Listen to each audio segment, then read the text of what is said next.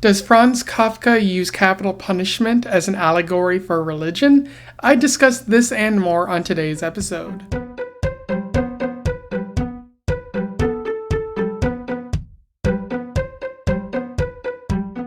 Welcome back to Around the Weird, a booktube channel where I talk about all the unusual and out of the ordinary literature that I have found in my travels.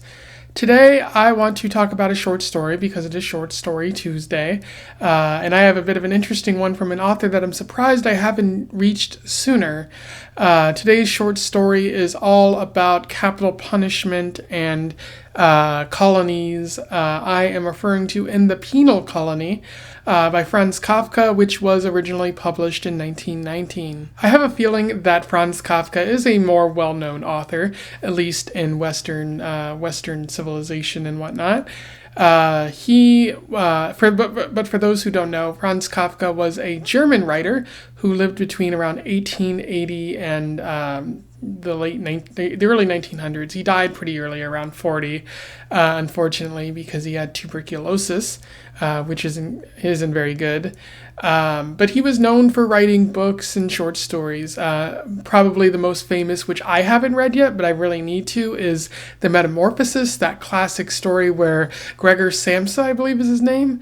I might be wrong, but he transforms into a cockroach and his family has to deal with it. It's a very interesting story that is kind of seeped in public culture, or at least pop culture, but I haven't read it because, there hasn't really been a need, but I'm probably going to get to it pretty soon in the future here.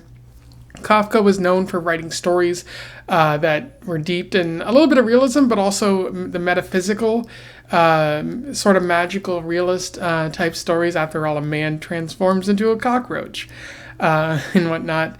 But he also wrote on authoritarianism, particularly with a story called The Trial, which is also pretty well known, but probably less so than The Metamorphosis. And then he wrote a number of short stories. And again, you see a little bit of discussion of authoritarianism here.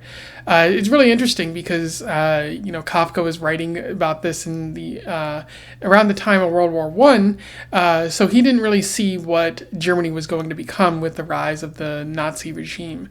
So he was probably spot on with the sort of sentiment of the authoritarians punishing people without due process or anything like that. And I'm sure there's a lot more that can be said about that, but probably said by someone who's much more knowledgeable about the time and the writer. I encourage you to go find out more information about him. But without further ado, let's talk about In the Penal Colony. I will do a summary, a little bit of analysis, and we will move on from there. So In the Penal Colony focuses on an esteemed traveler, a pretty well-known person who's visiting a penal colony, a sort of colony, but maybe like a prison there. I don't quite know what the specifics are of it. But he's sort of an honored guest, and he's hanging out with a high-ranking officer who knew the original commandant of the penal colony, but isn't much of a fan of the newer one because he's less willing to follow the ideas of the old guard.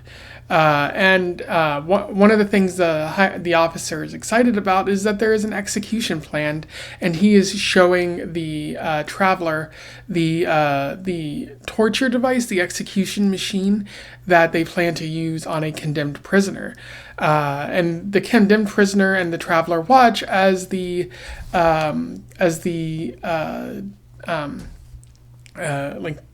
officer shows it off. Basically, you sit in the device, and over a matter of hours, it writes your sentence into your skin, and eventually, due to the blood loss and whatnot, you die, but you also have a sort of mystical experience. At least that's what the officers are saying. It's pretty strange and terrifying. The traveler doesn't seem to like it, but doesn't vocalize that. And then the traveler also questions the sentence of the condemned, and he finds out that because of the rules of this penal colony, every person who is accused is automatically seen as guilty, and the prisoner doesn't even know their sentence. They're just condemned, and they're gonna find out when they find out, which is a bit harrowing. Which is also the name of one of the parts of the machine. It's called the harrow. The condemned man is then put in the machine, but before he can be executed, he vomits, and that upsets the officer because now his machine is dirty, but the execution seemingly is going to continue. And at this point, the officer turns to the traveler and begs the traveler to vouch for the continued use of the machine with the new commandant. It seems that they're going to retire this machine. It's broken down, it's costly to replace, and it seems a bit barbaric, and so the new commandant isn't willing to use it, but the officer believes that if the traveler vouches for it, they might continue to use it.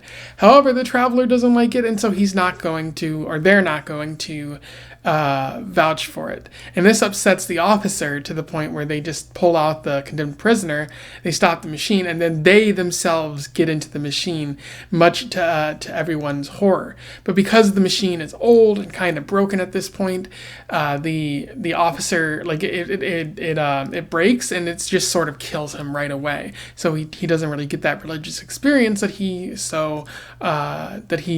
valued so highly. And then at that point, the traveler prepares to leave. They sort of go through a graveyard along the way where they see the old commandant's gravestone, which says that he is destined to return and retake control of the penal colony and lead it to its former greatness. And the traveler just doesn't really care much for it. And from there, they just get on a boat. They say the other, like, soldier and the condemned man can't really follow them, but they just head on the boat, and presumably they leave, and that's where the story ends there. In terms of analysis, there is quite a bit worth talking about with this story. It's very bizarre, and Kafka doesn't really use names for characters. He just refers to people as specific titles, like condemned prisoner, officer, traveler, and soldier, not really giving anyone specific names, which is both interesting but also weird. I always appreciate when you actually name people, but I think this story is mostly meant to be seen as allegory, so it's like there's probably a reason that Kafka's doing that. I've seen other authors do that in the past. One of the main themes, though, that Kafka seems to be working with here is that of authoritarianism and punishment. The colony relies on a judicial system that automatically finds people guilty. It doesn't matter what you do. If you're sentenced, or like if you're brought forth the commandant, who is the judge, jury, and executioner, like, you're automatically found guilty. You must have done what they said you did, which, as you could probably see out there, like, that's obviously a problem. Like, there's no due process there. You're just found guilty. And they say it's because the penal colony needs to work, and you need to guarantee everyone's safety, and if you let people, like, go on trial, then you're not really doing that, which is bad logic, but that's exactly the type of logic that authoritarians use. And it's also interesting because the prisoner doesn't even know their sentence. They don't know that their defense has failed, as the traveler says. They don't even know that they're sentenced to this terrifying machine. This might be the first time that they're seeing it, and the prisoner, like, speaks a different language from the officer, so they don't really know what to expect from this. This is a terrifying situation for them. And, like, that's brought up by the traveler specifically. Like, he's like, they don't know their sentence, and the officer's like, no, it's written on their body. Like, we exact punishment on them, and that's how they know what they've done, which is the exact type of method that authoritarians use all the time. It's the use of capital punishment, punishing the criminals, even though, you know, you're like the guy is being punished because he was asleep on duty. Like, obviously that means he needs sleep. And in other cases, you know, people do various crimes out of need, out of necessity. And so using capital punishment on them doesn't deter crime in that way. It just means that you're willing to punish people for being in poverty, among many other reasons. I don't know if that was Kafka's politics, but he did talk about a lot of authoritarianism, so I'm pretty sure he saw all of that happening.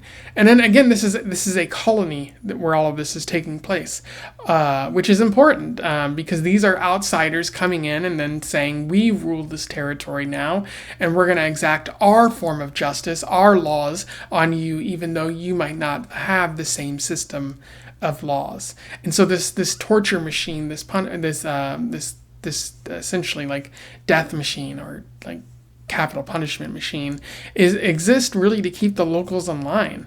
If they're not obeying you, you can kill them, and you can like inspire fear within them, which, as we've seen in many instances, doesn't really work. If you're killing the locals, they're never going to be on your side, and they're gonna actively rebel against you. So again, kind of highlighting what authoritarians do and why authoritarianism never really lasts.